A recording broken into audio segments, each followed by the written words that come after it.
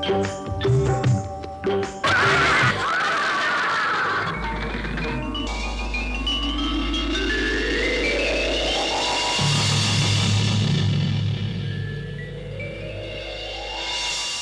राजा भोज, जरा रुकिए। कहां जा रहे हैं? न्यायी में परम न्यायी, वीरों में परम वीर, महाराज विक्रमादित्य के सिंहासन पर बैठने? नहीं राजा भोज, तुम इस सिंहासन पर बैठने के योग्य नहीं हो। ऐसा कौन सा गुण है तुम में जो तुम्हें 32 पुतलियों वाले सिंहासन पर बैठने के योग्य बनाता है? है कोई ऐसा गुण? रुको, मैं तुम्हें महाराज विक्रमादित्य की कहानी सुनाती हूँ। एक दिन की बात है, महाराज अपने दरबार में इसी सिंहासन पे विराजमान थे। कार्तिक पूर्णिमा के दिन शिप्रा स्नान के लिए आने वाले यात्रियों के स्वागत की पूरी व्यवस्था हो चुकी है। जी अन्नदाता, यात्रियों को ठहरने के लिए मंडप बांधे गए, कुछ दूरी पर पीने की जल की व्यवस्था की है और आपकी आज्ञा अनुसार निर्धन यात्रियों के लिए निःशुल्क भोजन की व्यवस्था भी की है। शिप्रा के तट पर हमने 2 नए घाट निर्माण करने को कहा था। कार्तिक पूनम के यात्री उनका उपयोग कर सकेंगे। हाँ श्रीमान, दोनों घाट बन गए हैं। आप चाहें तो उनका निरीक्षण कर सकते हैं महाराज। हम आज संध्या विनायक घाट जाएंगे और अवंती का आने वाले तीर्थयात्रियों के स्वागत की राजा का धर्म है। महाराज, महाराज, महाराज, नगर में विचित्र घटना हो गई महाराज। घबराओ मत, शांत रहो। क्या हो गया? महाराज, नगर के प्रवेश द्वार के पास सड़क के बीच एक दीवार खड़ी हो गई है। आना जाना बंद हो गया है, वाहन खड़े हैं। सड़क के बीच दीवार? ऐसी बात तो सोची भी नहीं जा सकती। ये हुआ कैसे? और तुमने वो दीवार तोड़ क्यों नहीं दी? दीवार पत्थर की चट्टान से अधिक कड़ी है, पूरा प्रयत्न करने पर भी नहीं तोड़ी जा सकती। उसे तोड़ना मनुष्य के बस की बात नहीं। महाराज को पूरी कथा आराम से बताओ, ये हुआ कैसे? देवी द्वार के समीप नगर सेठ अमीचंद का महल है। पिछले कुछ माह से एक देवी जी अपनी कुछ सहेलियों और सेविकाओं के साथ उस महल को खरीद कर रहने लगी है। आप तो जानते हैं महाराज, परंपरा से कार्तिक पूर्णिमा के यात्री उस महल के आंगन औसारों पर ठहरते रहे हैं। आज सुबह 2 नगर सेवक महल में आई उन नई देवी जी से निवेदन करने गए कि 2 दिन के लिए आंगन औसारे खाली कर दे, जिससे थके हुए यात्री विश्राम कर सके। इस पर वो बहुत बिगड़ी और कहने लगी, जहां पर कोई यात्री नहीं ठहरेगा। उस पर नगर सेवक ने कहा, सामने के मार्ग से सैकड़ों यात्री निकलेंगे, दुकानें खुलेंगी, सो आपकी शांति तो भंग होगी ही। जब सुनते ही देवी जी आवेश में अपने महल से बाहर निकली। एक राजदंड जैसा शस्त्र उसके हाथ में था। उससे मार्ग पर एक रेखा उन्होंने खींची और एकाएक वज्र की तरह ठोस दीवार वहां खड़ी हो गई।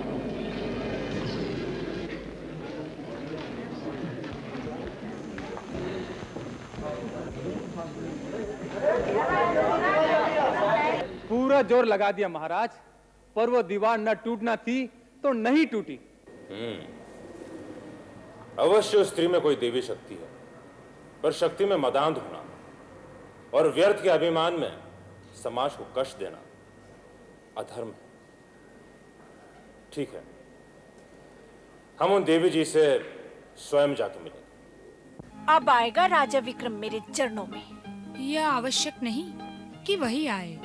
वह चाहे तो अपने कर्मचारियों को भेज तुझे पकड़वा कर अपने दरबार में बुला सकता है। आखिर वो इस नगर का राजा है।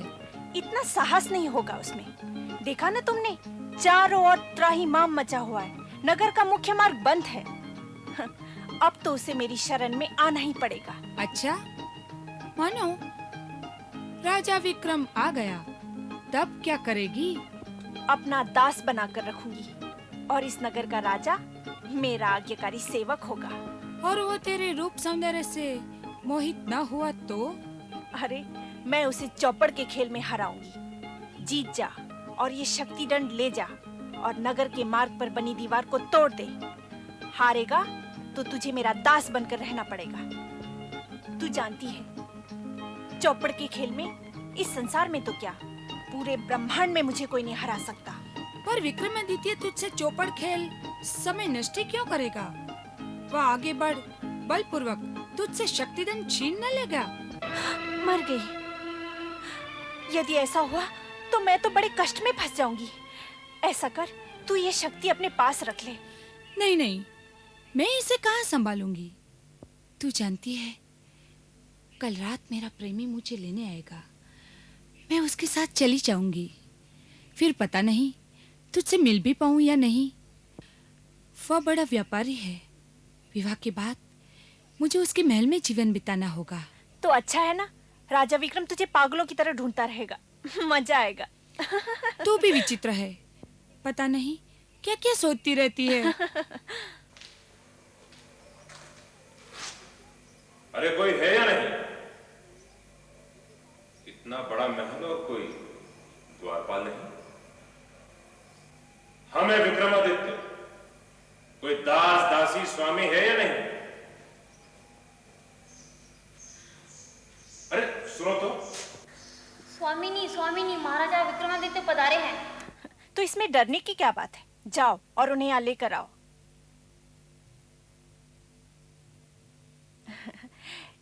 ये ले शक्ति दंड और तुरंत यहाँ से चली जा। विवाह के बाद मुझे पत्र लिखना, मैं तुझसे मिलने आऊंगी और तब ये शक्ति दंड तुझसे ले लूंगी।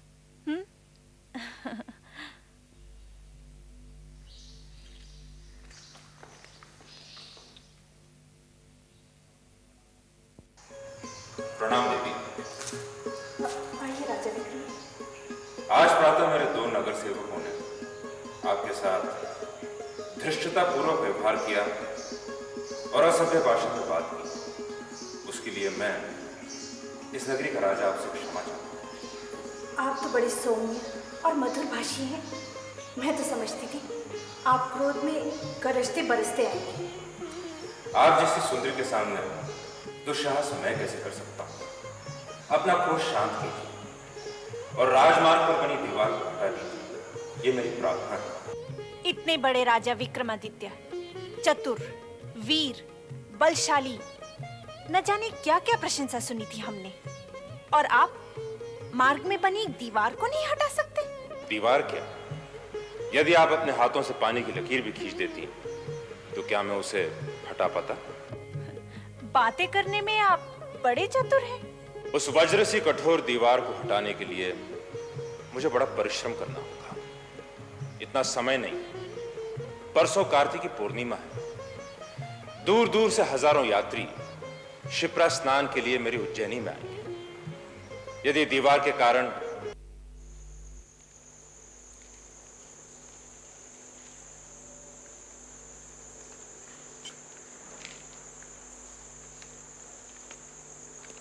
महाराज, आज रात्रि अनेक व्यापारी नगर के बाहर रुके हुए हैं। दीवार के कारण वे अंदर प्रवेश नहीं कर पा रहे हैं। उनकी रक्षा के लिए कुछ सैनिक भेजिए और देखिए कि किसी को कोई कष्ट न हो।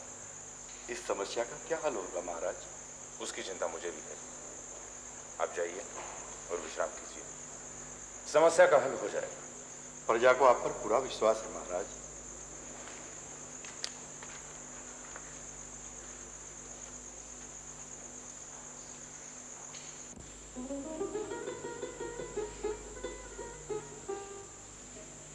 वेताल, वेताल,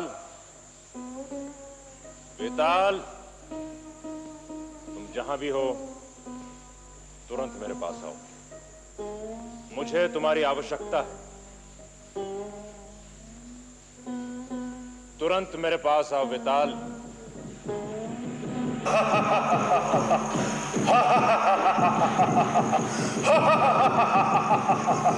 मैं आ गया विक्रम।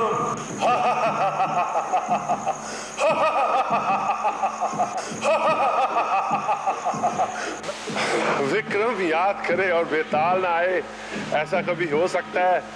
बोलो क्या काम है? चौपड़ खेलना आता? तुमने मुझे चौपड़ खेलने के लिए बुलाया है क्या? कल मुझे एक स्त्री से चौपड़ खेलना है। स्त्री यदि बहुत सुंदर हुई तो तुम निश्चित हार जाओगे। मुझे भी वही डर है। मैं उसका सौंदर्य देखता रहूंगा और वो पासा पलट देगी। तो ठीक है, सुंदर स्त्री से हारना भी बड़े सुख की बात है। मुझे तो सुख मिल जाएगा पर मेरी प्रजा दुखी हो जाएगी।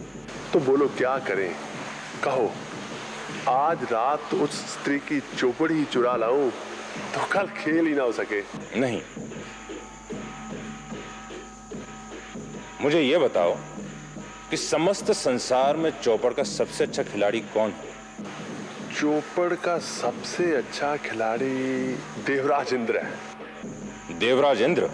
तो चलो, मुझे तुरंत इंद्रलोक ले चलो। आज मैं देवताओं के राजा इंद्र को मेरा गुरु बनाऊंगा और उनसे चौपड़ के दांव पे सीखूंगा। तो चल, बैठ मेरे कंधे पे, मैं तुझे इंद्रलोक ले चलता हूं।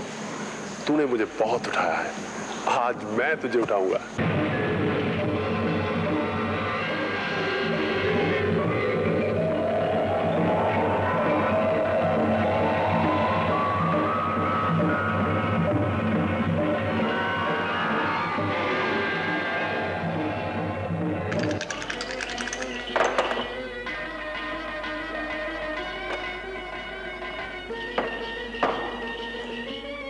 प्रणाम अतिथि महाशय, आप कौन हैं? आप किस काम से आए हैं? मैं हूं पृथ्वीलोक का सम्राट विक्रमादित्य। मैं यहाँ देवराज इंद्र से मिलने आया हूं। आपको थोड़ी प्रतीक्षा करनी होगी। देवराज इस समय चौपड़ खेलने में मगन है।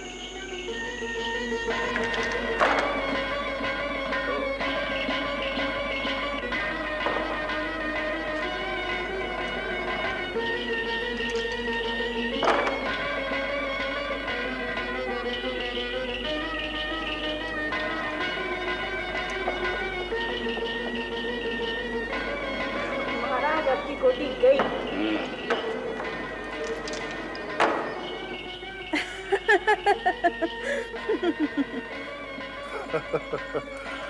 क्या हुआ? ये तो वही है जिसने मुझे चौपड़ खेलने की चुनौती दी है।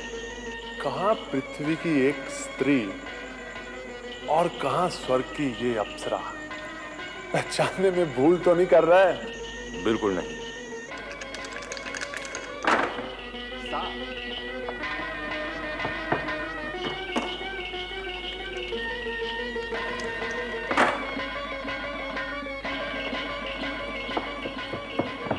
महाराज अब फिर हार गए। तुमने मुझे फिर हरा दिया। पता नहीं तुम्हारे हाथों में क्या जादू है। पासा तुम जैसा चाहते हो वैसा गिरता है। वाह, मुझे याद नहीं आता मैं कभी तुमसे जीता हूं। आपने मुझे वचन दिया था कि यदि मैं आज हार गया तो तुम्हें। हाँ हाँ हाँ हाँ, ले लो पायल और मेरी ओर से कंकन भी ले लो। आज के खेल की स्मृति में मैं इन दोनों को संभाल के रखूंगी महाराज।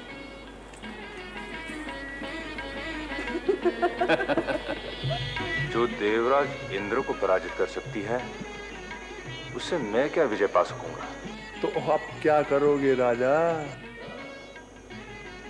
तुम अदृश्य रूप में जाओ और जो देवराज इंद्र ने कंगन और पायल भेंट किए हैं मुझे लाकर दो।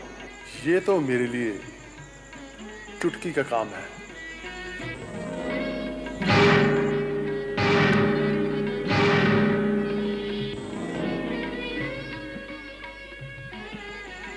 अब कंकन और पायल मेरे हाथ में आ गए हैं। तो क्या तुम्हें उज्जैनी नगरी इतनी सुंदर लगी कि इंद्रलोक छोड़ वही बसने की सोच ली? नहीं देवराज, मैं तो वहाँ कुछ दिनों के लिए मनोरंजन करूंगी, फिर जल्दी ही वापस लौट आऊंगी। बड़ी जल्दी वहाँ का राजा विक्रमादित्य मेरी मुट्ठी में आने वाला है। तुम व्यर्थ की उड़ान भर रही हो। विक्रम बहुत चतुर है, महान राजा है। वो अप्सराओं के वश में आने वाला नहीं है। देखिएगा आप। एक बात ध्यान रहे, देवलोक का कोई वासी पृथ्वी पर जाए तो उसे वहां प्रसन्नता बिखेरनी चाहिए। यदि मुझे पता लगा कि तुम्हारे कारण किसी मनुष्य को कष्ट हुआ तो मैं तुम्हें कड़ा दंड दूंगा। नहीं देवराज, ऐसा नहीं होगा। चलो लौट चले। स्वामिनी, महाराजा विक्रमादित्य आ रहे हैं। तो आने दो ना।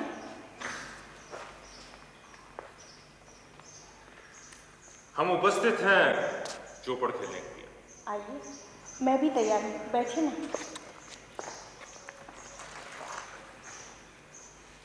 कल रात मुझे एक विचित्र सपना आया। अच्छा, तो आप सपना देखने का समय भी निकाल लेते हैं? मैंने देखा कि आप स्वर्ग में देवराज इंद्र के साथ चौपड़ खेल रही हैं। क्या?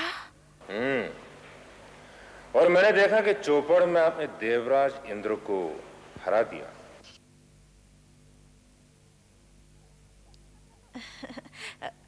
ऐसा सपना तो मुझे आना चाहिए था। आपको क्यों आया? सपने छोड़िए और यथार्थ में आइए, खेलिए। हारने पर देवराज इंद्र ने आपको पायल और सुंदर कंकन भेंट किए। आपको सपने बड़े सुंदर आते हैं।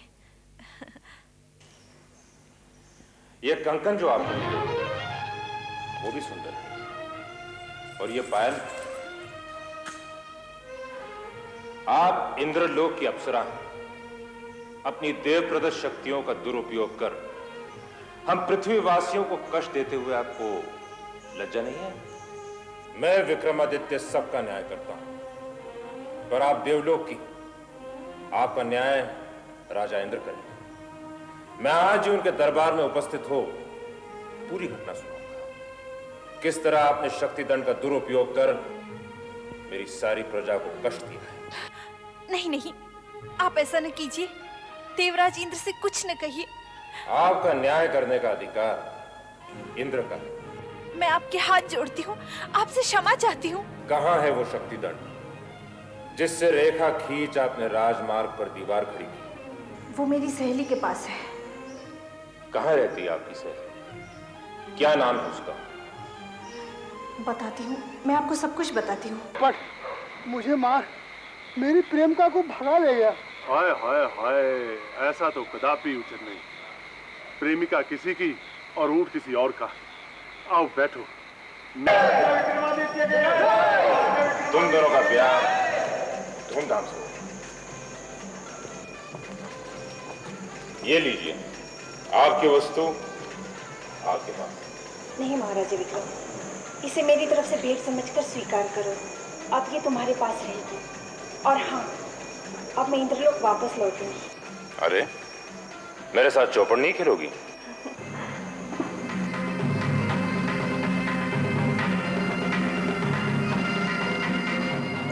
तो ऐसे थे महाराज विक्रमादित्य, चतुर, वीर, साहसी। अपनी प्रजा का हर छोटा बड़ा कष्ट दूर करने के लिए बड़ी से बड़ी प्राणों की बाजी खेल जाने वाले।